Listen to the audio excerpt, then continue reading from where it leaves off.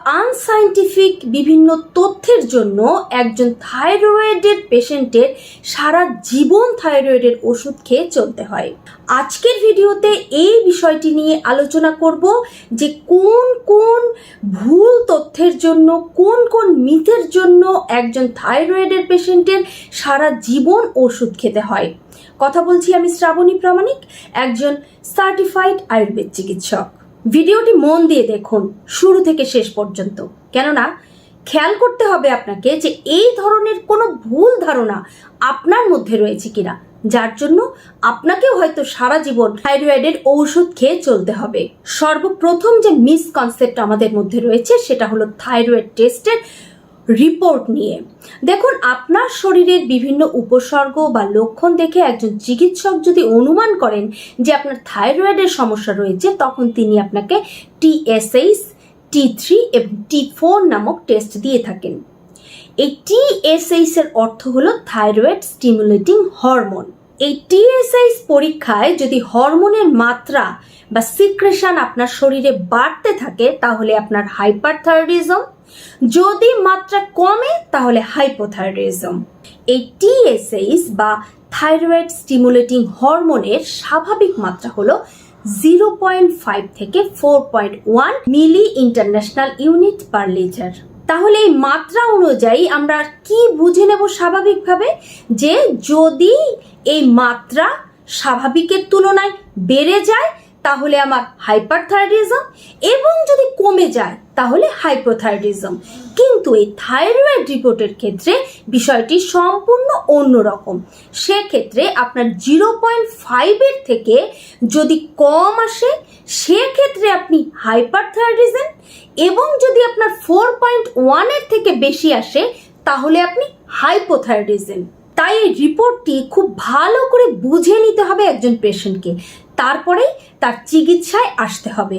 এবারে বলি থাইরয়েড নিয়ে মিসকনসেপ্ট নাম্বার 2 কি রয়েছে, সেটা হলো খাবার নিয়ে। থাইরয়েড এমন একটা সাধারণ সমস্যা হয়ে গিয়েছে যে আপনি ইন্টারনেট খুললেই থাইরয়েডে কি করা যাবে, কি খাওয়া যাবে এ নিয়ে অনেক অনেক তথ্য দেখতে পাবেন, এবং লোকমুখেও বহু তথ্য আপনি শুনতে পাবেন। কিন্তু এখানে বেশিরভাগ তথ্যই ভুল বলে প্রমাণিত হয়েছে বর্তমানে। সেখানে বলা হচ্ছে যে থাইরয়েড হলে হাইপার এবং হাইপোতে কি খাওয়া যাবে কি খাওয়া যাবে না, এর মধ্যে যেমন রয়েছে সয়াবিনের কোনো প্রোডাক্ট আপনি খেতে পারবেন না, সয়াবিন দিয়ে তৈরি সয়া নাগেট, সয়াবিনস বা সয়াবিন তেলও থাইরয়েডে খাওয়া নিষেধ। এমনকি বলা হচ্ছে যে ক্রুসিফেরাস যে সবজিগুলো রয়েছে, ফুলকপি, বাঁধাকপি, ব্রকলি, এগুলো নাকি খাওয়া সম্পূর্ণ নিষেধ। যদি এমনটা আপনি শুনে থাকেন বা এমনটা যদি আপনি করে থাকেন, বা একই সঙ্গে আরো অনেক খাবার যদি আপনি বাদ দিয়ে থাকেন, তাহলে বলবো আপনি ভুল করছেন। কারণ বর্তমানে বিজ্ঞান প্রমাণ করে দেখিয়েছে যে এই সমস্ত তথ্যই ভুল। থাইরয়েডে খাওয়ার উপরে কোনো বিধিনিষেধ নেই। একজন মানুষের সুস্থ থাকার জন্য যে ধরনের খাবারগুলো প্রয়োজন তা তিনি সবই খেতে পারবেন। তাই আমার রিকোয়েস্ট থাকবে যে থাইরয়েড রোগ হলে আপনি অনেক খাবার বাদ দিয়ে দয়া করে নিজের জীবনকে দুর্বিষহ করে তুলবেন না এবং দুর্বলতা সৃষ্টি করবেন না শরীরে। একজন এন্ডোক্রিনোলজিস্ট বা থাইরয়েড স্পেশালিস্টের পরামর্শ নিন এবং তার কথা মতো সেই সময় আপনার শরীরে আর কোনো রোগ রয়েছে কিনা, কি অবস্থা, সেসব বুঝে কি খাওয়া উচিত কি খাওয়া উচিত না, এই অনুযায়ী একটি পূর্ণাঙ্গ ডায়েট চার্ট তৈরি করে সেই অনুযায়ী খাবার খাওয়া শুরু করুন। মিথ অথবা মিসকনসেপ্ট নাম্বার 3, কি মনে হয় যে থাইরয়েড শুধুমাত্র নারীদের হয় বা মহিলাদের হয়, পুরুষদের এই রোগ হয় না। কিন্তু গবেষণা বা সমীক্ষা বলছে যে প্রতি 10 জনের 2 জন পুরুষ এবং 8 জন নারীর এই থাইরয়েড হরমোনের সমস্যা হতে দেখা যায়। যদি এমনটা হয়ে থাকে তাহলে আপনি খেয়াল করে দেখুন যে হঠাৎ করে আপনার ওজন কমে যাওয়া বা অধিক বেড়ে যাওয়া, অথবা আপনার খুব বেশি পরিমাণে হেয়ার ফল হওয়া, অতিরিক্ত অ্যাংজাইটি বা ডিপ্রেশন কাজ করা, ঘুম না হওয়ার সমস্যা, মেজাজ প্রচণ্ড রুক্ষ বা খিটখিটে হয়ে যাওয়া, নখগুলো ভেঙে যাওয়া বা পায়ের নখ স্বাভাবিকের তুলনায় অনেক বেশি মোটা হয়ে যাওয়া, এই শারীরিক লক্ষণগুলো খেয়াল করুন। এবং অবশ্যই আয়ুর্বেদের একটি তথ্য বা জিহ্বা পরীক্ষার একটি তথ্য আপনি খেয়াল করুন যে আপনি যখন জিহ্বার সামনের দিকে প্রসারিত করবেন তখন জিহ্বার দুই পাশে কাট কাট রয়েছে কিনা, অর্থাৎ আপস অ্যান্ড ডাউনস বা ঢেউ খেলানো কোনো ভাব বা অবস্থা তৈরি হয়েছে কিনা। যদি হয়ে থাকে তাহলে আপনার থাইরয়েড হরমোন ইমব্যালেন্স হচ্ছে। ভালো করে এই লক্ষণগুলো খেয়াল করে এবারে আপনি TSH, T3 এবং T4 টেস্ট করে নিন। মিসকনসেপ্ট নাম্বার 4, যখন পেশেন্টরা থাইরয়েডের সমস্যা নিয়ে আসেন তখন তাদের মধ্যে একটা কথা শুনি যে বয়স 40 পার হলে সাধারণত থাইরয়েডের সমস্যা হয়ে থাকে। এটি অত্যন্ত ভুল, কারণ একজন ছোট্ট শিশুর যেমন থাইরয়েডের ইমব্যালেন্স হতে পারে, তেমনি একজন অতি বৃদ্ধ বা 80 বছরের বৃদ্ধরও থাইরয়েডের সমস্যা হতে পারে। তাই নাম্বার 3-তে শারীরিক যে লক্ষণগুলো নিয়ে কথা বলেছি তার কোনো একটিও যদি আপনার থাকে বা বেশ কয়েকটি যদি থাকে, অতি সত্বর একজন চিকিৎসকের পরামর্শ নিন। নাম্বার 5, কি হয় যে যদি কোনো থাইরয়েডের পেশেন্ট নিয়মিত থাইরয়েড হরমোনের জন্য ওষুধ খেতে থাকেন তাহলে কিন্তু তাদের যে কোনো একটা দিন মিস হয়ে যেতেই পারে যে তারা খালি পেটে ওষুধটি খেতে ভুলে গিয়েছেন।